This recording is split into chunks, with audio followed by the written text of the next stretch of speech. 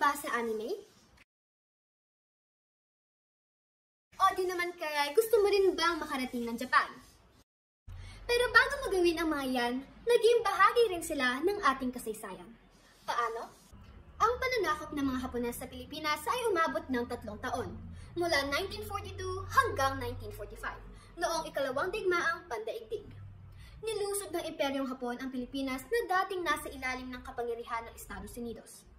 Binomba ng hukbo ng mga sundalong Hapon ang Pilipinas matapos mapilitang sumuko ang mga Pilipino pagkalipas ng 27 araw ng pakikipaglaban sa Corregidor. Nang sa gayon, sadyang napakahirap ng pamumuhay ng mga Pilipino nang mapasa ilalim sa pananakop ng mga Hapon, sapagkat walang laya sa paggalaw at pagkilos ang mga tao. Maging sa pagbiyahe, paglabas sa tahanan sa hindi tamang oras ay higit na ipinagpapawal ng mga Hapon, na may kaakibat na pagkulong at kamatayan sa mga taong lumabag. Higit sa lahat, ang mga Hapones ay hindi naging matapat sa kanilang pangakong bibigyang kalayaan ang bansa. Bagkus, ang mga mamamayan pa ang inalisan ng mga karapatan. Maraming kababaihan rin ang nilapastangan at ginawang libangan ng mga Hapon, o kung sa tinatawag ring comfort woman.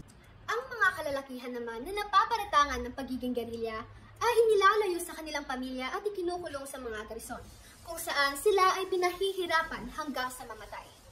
At lumikha pa ang mga Hapon ng hukbo ng makapili, kung saan nakapaloob rito ang mga Pilipinong espiyang natatakpan ng bayong ang mga mukha.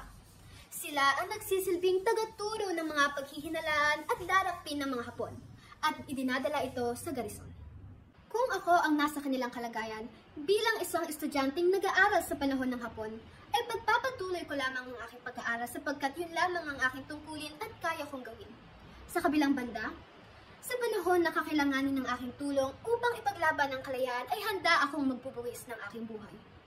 Sa aking palagay, hindi pa rin tayo nakakaalpas sa mga epektong naging marka sa atin ng imperialismong Hapon. Politika. Maraming pagbabago sa sistemang pamahalaan at politika ng mga bansang nasakop ng Hapon, tulad ng Pilipinas, Taiwan at Korea. Ang Haponesong kolonyalismo ay maaaring naging inspirasyon sa pagbuo ng estruktura at pamamahala sa bayan, na maaaring natutuhan mula sa ilang aspekto ng administrasyon. Gayon din ang pagpapahalaga sa sariling kasarinlan ng bansa, na dapat ipaglaban. Ekonomiya. Ang mga bansang naging bahagi ng imperistang ekonomiya ng Hapon ay maraming naganap sa larangan ng industrialisasyon at modernisasyon. Ang mga bansang ito ang naging pangunahing bahagi ng supply chain ng Hapon mula noong panahon ng digmaan at hanggang sa kasalukuyan ay maaari pa rin natin itong maramdaman pagdating sa kalakalan. Kultura. Ang mga bansang nasakop ng Hapon ay naapektuhan din ang kanilang kultura. Makikita ang impluwensya ng Hapon sa kanilang tradisyon, pananamit, sining at iba't iba pang aspekto ng kultura. Malaki ang naiambag nito sa mas malawak na pagmulat sa tradisyon at kultura ng mga Hapon. Edukasyon. Ang mga institusyong itinatag ng mga Hapon noong kanilang pananakop ay patuloy na nagbibigay ng edukasyon hanggang sa kasalukuyan. Ang pag-aaral sa wika, kultura at kasaysayan ng Hapon ang siyang nagbukas ng oportunidad upang lumalim ang pagkakakilala sa kanilang kultura.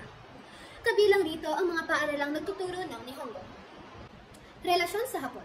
Ang Pilipinas na napa sa ilalim ng imperialismong Hapon ay nagkaroon ng pangmatagalang ugnayan dahil dito, sa ilalim ng diplomasya at ekonomikong kooperasyon. Tayo ay patuloy na nagkakaroon ng ugnayan sa mga Hapon. Sila ay maituturing kaibigan o kami-alyado sa ugnayang panlipunan. Sa paglalahat, ang mga impluwensya ng Hapon sa kasalukuyan ay patuloy pa rin nating nararamdaman. At dito nagwawakas ang aking pag-uulat. Ako si Jervel Monique Valchas mula 7 Einstein. Salamat sa pakikinig. Sayonara!